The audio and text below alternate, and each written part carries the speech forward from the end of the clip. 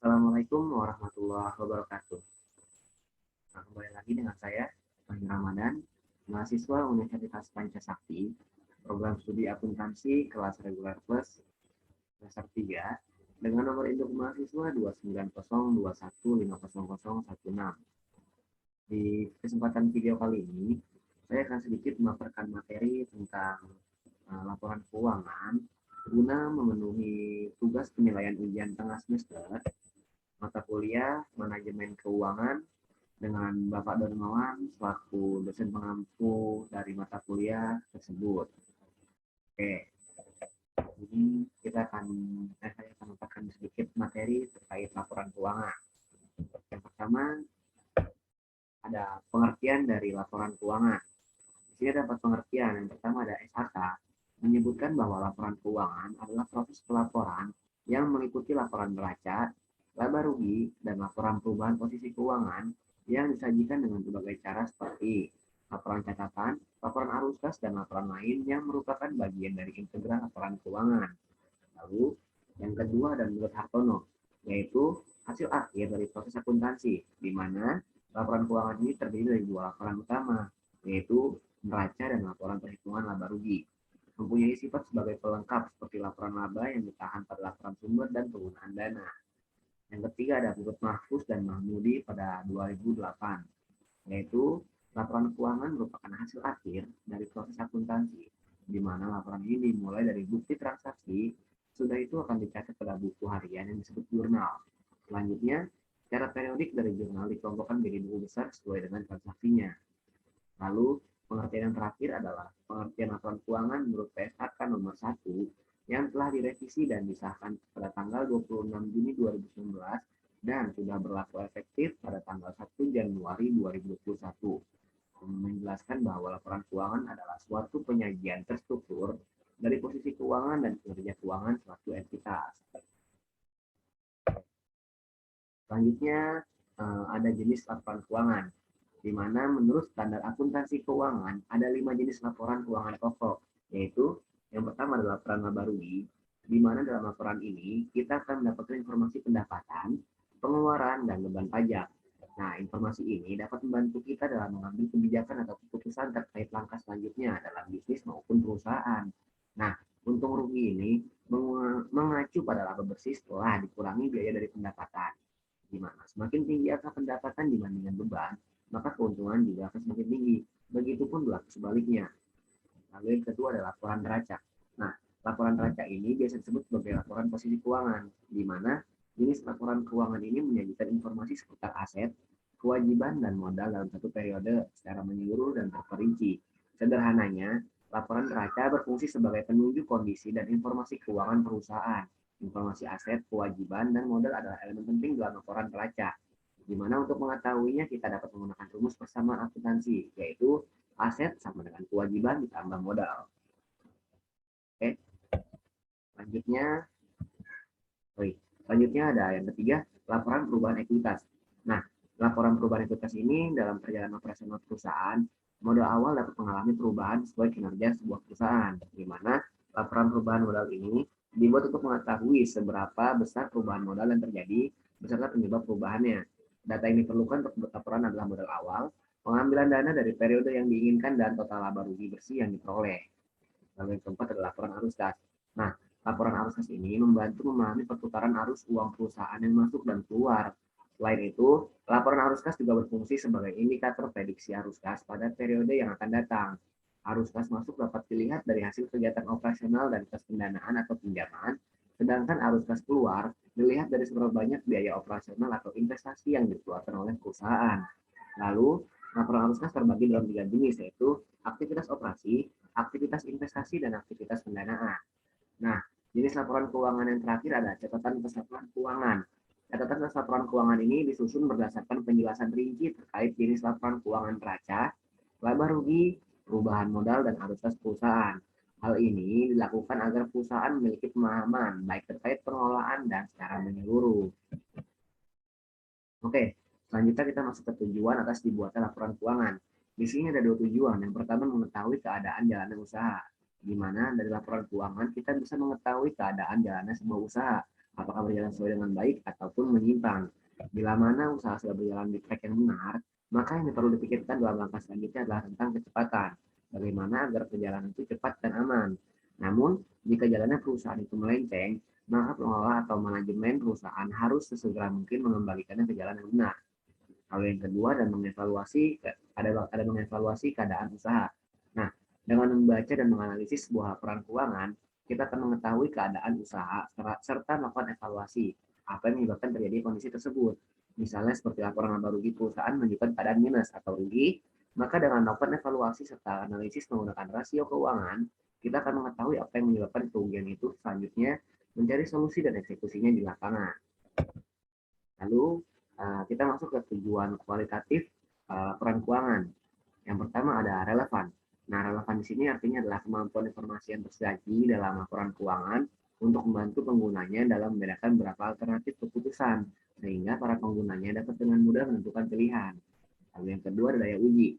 Pengertian daya uji di sini adalah kemampuan informasi untuk memberi keyakinan yang tinggi kepada para pembacanya karena tersedia sarana untuk menguji ketepatan dan validitas informasi dalam laporan keuangan.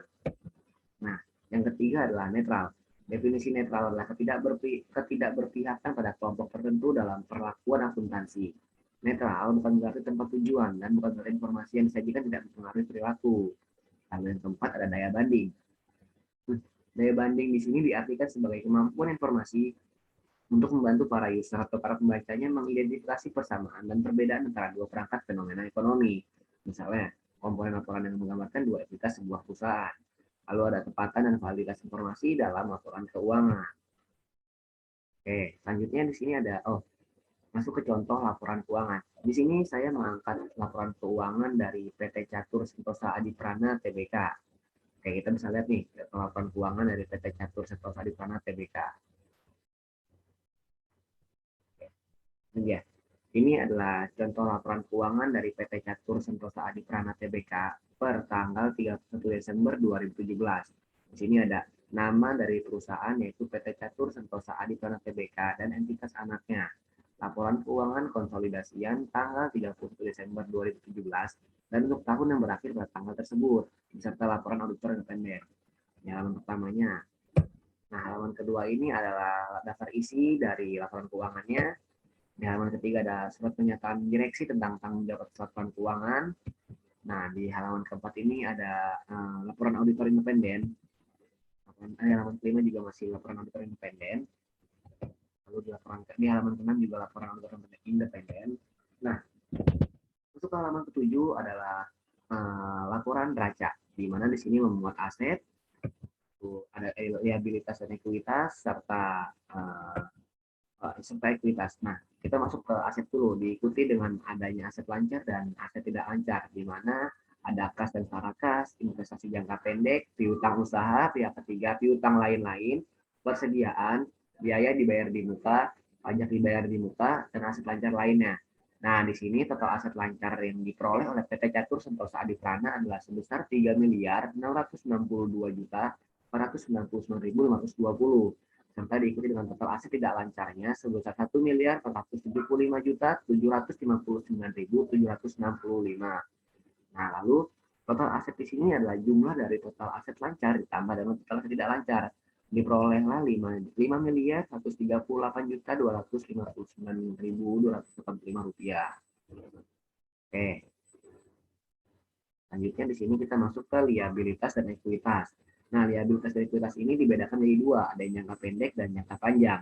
Di sini liabilitas jangka pendek itu meliputi akun-akun utang bank jangka pendek, utang usaha, utang-utang lain, utang pajak dan beban akrual.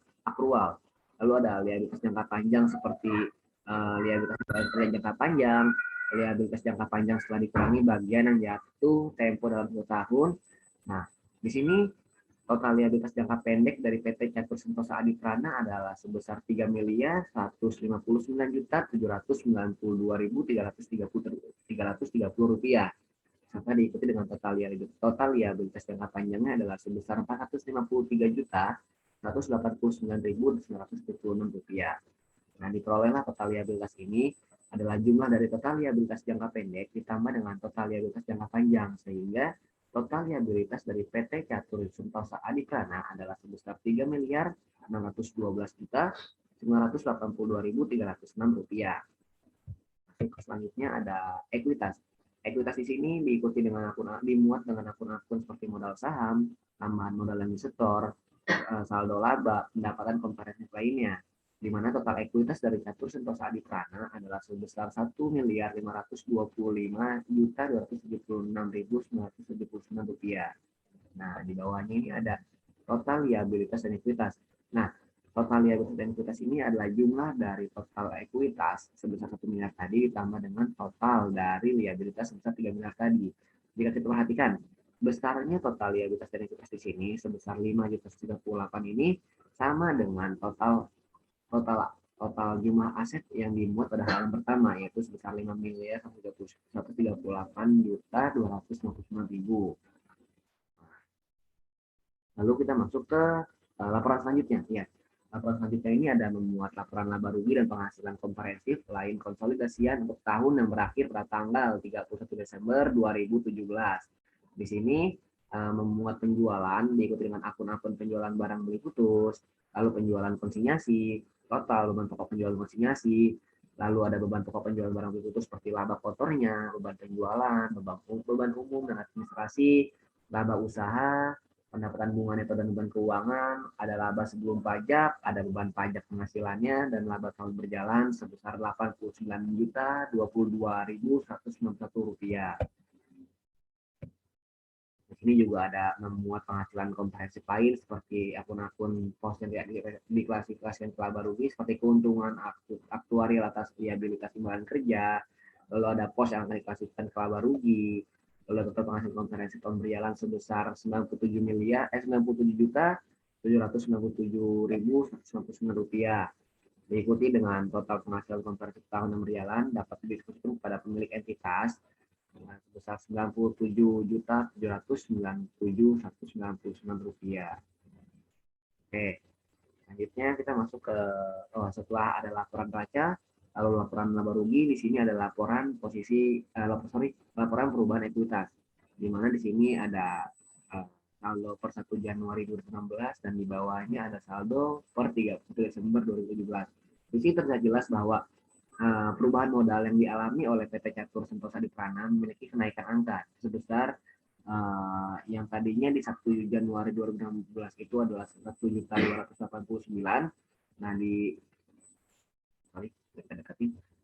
untuk di saldo per 31 Desember 2017 itu menjadi 405.305.292 rupiah.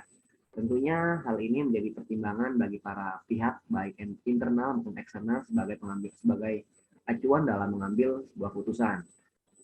Selanjutnya, setelah ada laporan perubahan modal, di sini ada laporan arus kas yang memuat arus kas dari aktivitas operasi diikuti dengan akun-akun penerimaan kas dari para pelanggan, penerimaan dari pendapatan bunga, lalu ada arus kas dari aktivitas investasi. Ini kita bisa lihat nih. Tadi seperti yang tadi kita bilang bahwa ada aktivitas operasi, aktivitas investasi, dan tentunya aktivitas pendanaan. Lalu ada kenaikan neto kas dan setara kas sebesar 18.552.550